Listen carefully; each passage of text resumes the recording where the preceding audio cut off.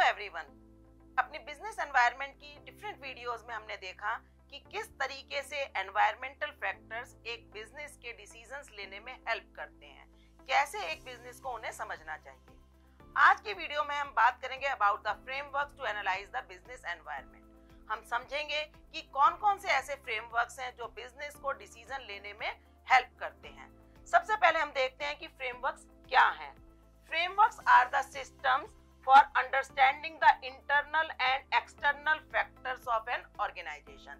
ये वो टूल्स हैं, ये वो सिस्टम्स हैं जो एक ऑर्गेनाइजेशन को उसके इंटरनल एंड एक्सटर्नल फैक्टर्स को सिस्टमैटिकली समझने में हेल्प करते हैं और उससे एक ऑर्गेनाइजेशन इन्फॉर्म्ड डिसीजन ले सकती है। ऐसे ही दो फ्रेमवर्क्स हैं।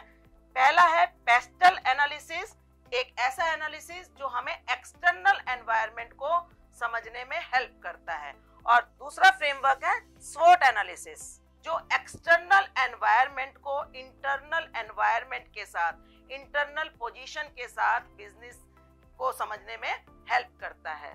सबसे पहले हम देखते हैं पेस्टल एनालिसिस होता क्या है। पेस्टल बना है 6 कंपोनेंट से। सबसे पहला कंपोनेंट है पॉलिटिकल कंपोनेंट, यानी कि हमें अपने पॉलिटिकल एनवायरनमेंट में होने वाले चेंजेस को समझना, चाहे वो पॉलिटिकल पॉलिसीज हो, चाहे वो हमारे इंटरनेशनल नेशनल रिलेशनशिप हो, या कोई भी रूल्स एंड रेगुलेशंस हो। इसी तरीके से इकोनॉमिक एनवायरनमेंट यानी economic component of the business environment, जिसमें कि हम समझते हैं about the interest rate, employment rate, demand and supply, raw material की अवेलेबिलिटी और ऐसे ही बहुत सारे फैक्टर्स।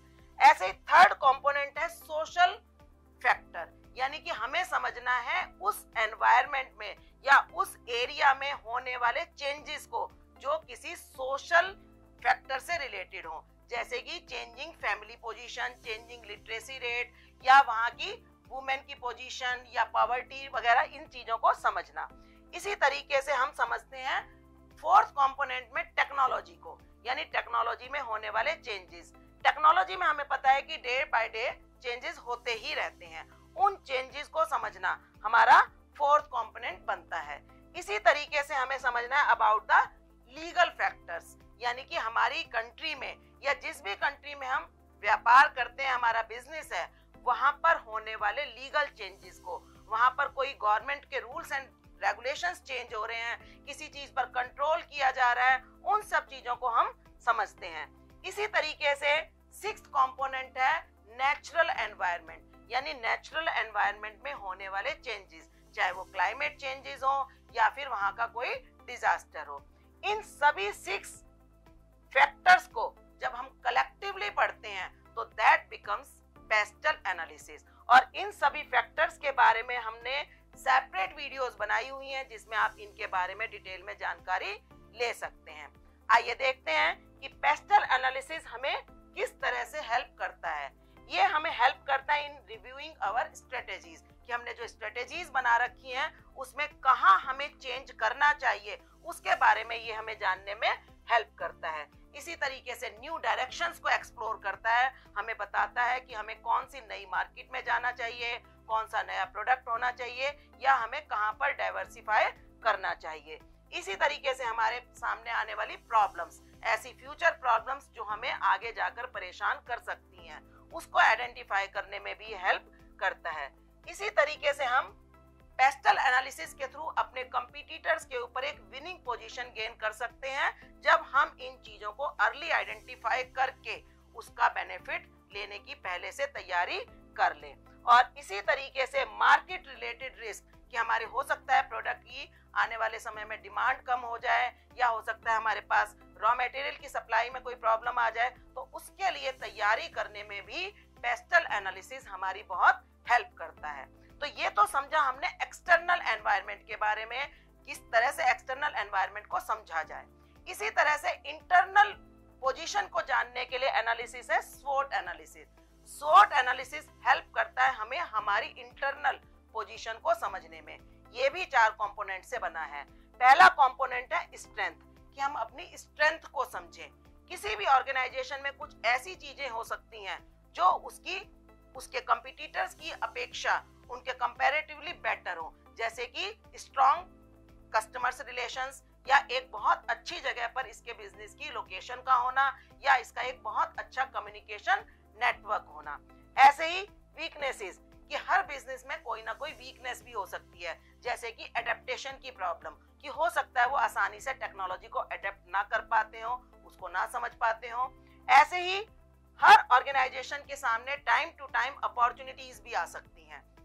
हो सकता है उसको कोई एक्सटर्नल एनवायरनमेंट से कोई अपॉर्चुनिटी दिखाई दे रही हो, या हो सकता है उसकी इंटरनली ही कोई ऐसी अपॉर्चुनिटी हो जो उसके सामने अभी तक ना आई हो। जैसे कुछ बिजनेसेस में होते हैं कुछ बाय प्रोडक्ट्स, ऐसे प्रोडक्ट्स जो अदरवाइज ऐसे ही स्क्रैप बेच दिए जाते हो, लेकिन हो सकता है उसका हम कोई एक अच्छा कोई यूजफुल प्रोडक्ट बना सके। तो इस तरह की अपॉर्चुनिटीज भी हमें आइडेंटिफाई करने में स्वॉट एनालिसिस हेल्प करता है। और इसी तरह से होती हैं थ्रेट्स, यानी कि कुछ ऐसी चीजें जो हमारे लिए हो सकता है प्रॉब्लम वाली हो, ऐसी चीजें जिसको सामना करने से हमारी मार्केट में कंपटीशन कम हो जाए। हो सकता है कॉम्पिटिटर ने कोई ऐसा प्रोडक्ट बनाया हो जो हमारे से बेटर हो फीचर्स में या प्राइस में, तो उन चीजों को भी अगर हम समझ लें तो पहले से ही हम उसकी तैयारी कर सकते हैं। तो इस तरह से हम अपनी इंटरनल चीजों को भी समझ लें तो हमारे लिए बहुत ही हेल्पफुल हो सकती है।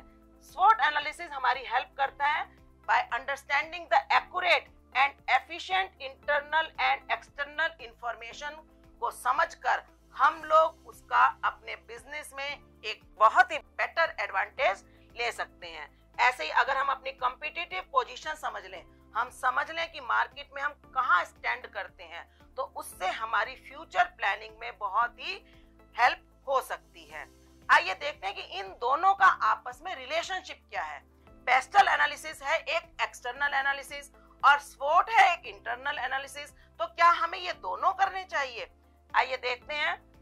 पेस्टल एनालिसिस हमें हेल्प करता है समझने में एक्सटर्नल एनवायरनमेंट, और उससे हमें मिलती है बहुत सारी इंफॉर्मेशन, बहुत सारी जानकारी, जो हमारी डेटा के रूप में हो सकती है, वो हमारी किसी सूचना के रूप में हो सकती है, या फिर किसी चीज की एक गहरी समझ, डीप अंडरस्टैंडिंग के रूप में हो सकती है।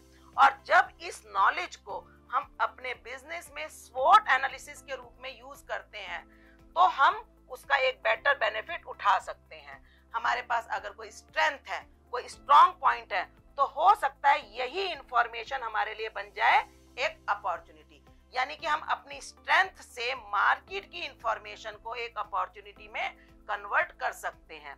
और ऐसे ही हमारे अंदर कोई वीक पॉइंट है, हमें पता है हमारी ये वीकनेस है, तो एक्सटर्नल एनालिसिस से मिलने वाली इंफॉर्मेशन हमें हमारी थ्रेट समझने में हेल्प करेगी, और उसके अकॉर्डिंगली हम बेटर डिसीजंस ले पाएंगे, जो कि हमारे होंगे स्ट्रेटेजिक डिसीजंस। और ये स्ट्रेटेजिक डिसीजंस ही हमें हमारे लॉन्ग टर्म और शॉर्ट टर्म ऑब्जेक्टिव्स को अचीव करने में हेल्प कर सकते हैं। आइए देखते हैं कि पेस्टल एंड स्वॉट एनालिसिस किस तरीके से हमारे लिए हेल्पफुल हो सकता है। ये हेल्पफुल हो सकता है in taking the informed decisions, ऐसे डिसीजंस जो किसी इंफॉर्मेशन या किसी डेटा बेस्ड हैं, जो लॉजिकल डिसीजंस हैं। ऐसे ही ये हमें हेल्प करता है इन रिस्क मैनेजमेंट, यानी कि हमारे सामने अगर कोई भी हमें रिस्क नजर आ रहा है, रिस्क ऑफ लो डिमांड या रिस्क ऑफ लो सप्लाई, तो उसके लिए भी हम पहले से तैयारी करके अपने रिस्क को बहुत कम कर सकते हैं।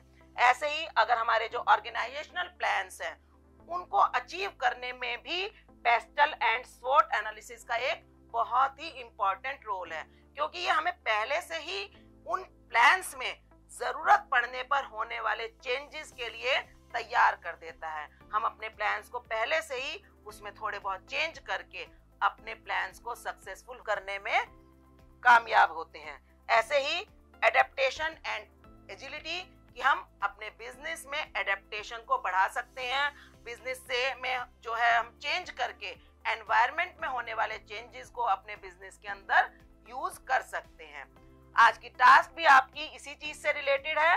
आपको एक ऐसी इंडस्ट्री अपनी चूज करनी है जिसमें आप पेस्टल के किसी भी फैक्टर को एनालाइज करो और उसके बेस पर उसका स्वॉट एनालिसिस करके आप मैनेजमेंट को हेल्प करो डिसीजन लेने में।